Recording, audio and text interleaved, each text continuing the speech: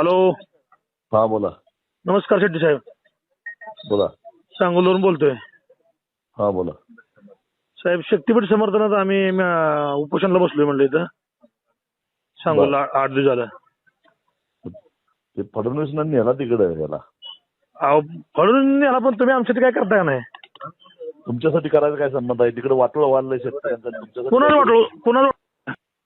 बघा माझा शक्तीपीठला विरोध आहे. तुम्हाला करा उपोषण बसायचं. नाही नाही अहो शक्तीपीठला तुमचा विरोध आहे बरोबर आहे, पण शेतकऱ्यांचा विरोध नाही हा तुम्हाला सांगायचं आहे मला. हा मग काल काय ती यार भूताल ती होय काल तिथं बार्शीला.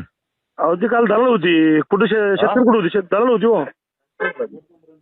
तुमचा गट नंबर किती सांगा बघू जरा मला. घ्या की 298. कमलापूर 298 घ्या की. हा ठीक आहे चेक करून बघतो मी. नाही पण मग तुम्ही कसे कर तुमचं रान जाते पिते काय? काय ते तुमचं शेतात जाते काय? तुम्ही बाजीत आहे का?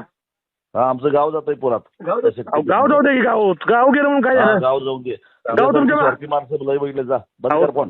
तुमच्यासारखी स्वार्थी म्हणजे तुम्ही खासदार झाला नाही मग तुम्ही जर पैसे घेतले देवेंद्र फडणवीस कडनं. हा पैसे किती घेतले देवेंद्र फडणवीस कडनं? मग तुम्हाला देवेंद्र फडणवीसने पैसे दिले म्हणून तुम्ही विरोध करताय काय?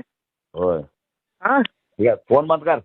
ज्यादा शहाणपणा करायचं नाही. नाही तुम्ही शानपणा करू नका. मी काय सांगतो तुम्ही जर शेतकऱ्याची काय वर असतो ना म्हणून तुम्ही खासदार होत नाही. होणार पण नाही इथून पुढे. मला कळतंय कसं. मला आज कळलं की तुम्ही का पडताय इथं. हो तुमचा पराभव कशाने होतो हे मला आज कळलं. हा मी जबाबदार आहे. आणि अजून पण पराभव तुमचा होणार इथून पुढे एवढं लक्षात द्या. काळजी करू नको तू. हा मग आमची कशा काळजी करता तुम्ही म्हणताय फडणवीस पैसे घेतलं.